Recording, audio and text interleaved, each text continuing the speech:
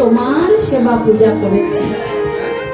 আজ থেকে আমি যতদিন বেঁচে থাকবো তুমি আমার বাড়িতে গিয়ে তুমি আমার চরণের সেবা করবে।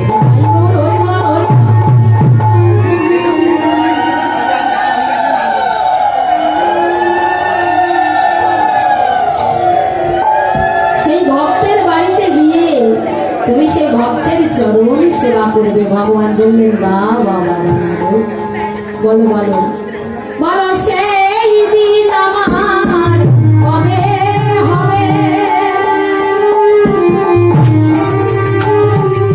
বলো সেই দিন আমার কবে হবে, আমি ভক্ত চরণ সেবা করিব, বলো সেই দিন আমার কবে হবে।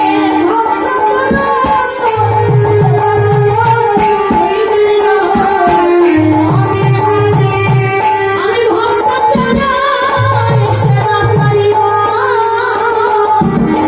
সেই দিন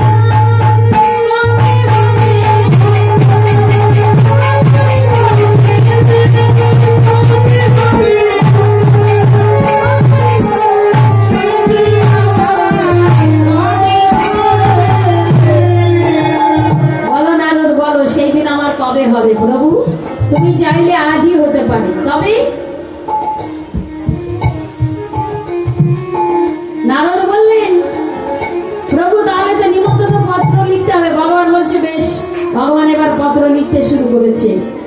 পত্র লিখে দাদা বলরামকে বললেন দাদা তুমি একটিবার দেখো রাধে রাধে প্রথম কোনো ভুল ত্রুটি আছে কিনা। ভগবান পত্র লিখে দাদা বলাইয়ের কাছে দিচ্ছে। দাদা বলরাম দেখছে যেখানে ঠিক সেখানে রাইট চিহ্ন, যেখানে ভুল সেখানে সংশোধন করে দিচ্ছে। দাদা দেখলেন ভাই কানাই স্বর্গ মর্ত পাতাল সকলকে নিমন্ত্রণ করেছে। প্রথম পত্র লিখেছে বৈষ্ণবের কাছে। বৈষ্ণবের শ্রেষ্ঠ কে? বাবা ভোলানাথ। তার মতো বৈষ্ণবের জগতে নেই কেউ। রাধে রাধে। বাবা ভোলানাথকে পত্র লিখলেন।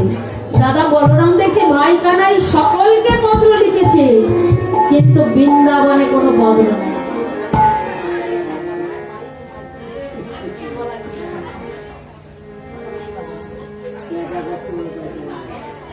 রাধে রাধে।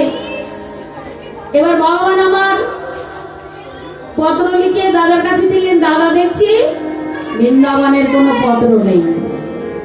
দাদা বললেন ভাই কানাই ধর তোর পত্র, রইল তোর নিমন্ত্রণ। এমন গুরুহীনা যজ্ঞে আমি থাকবো না, আমাকে বিদায় দেই, আমি বৃন্দাবনে চলে যাই। দাদা বললেন বৃন্দাবনে চলে যাব। ভগবান বলছে দাদা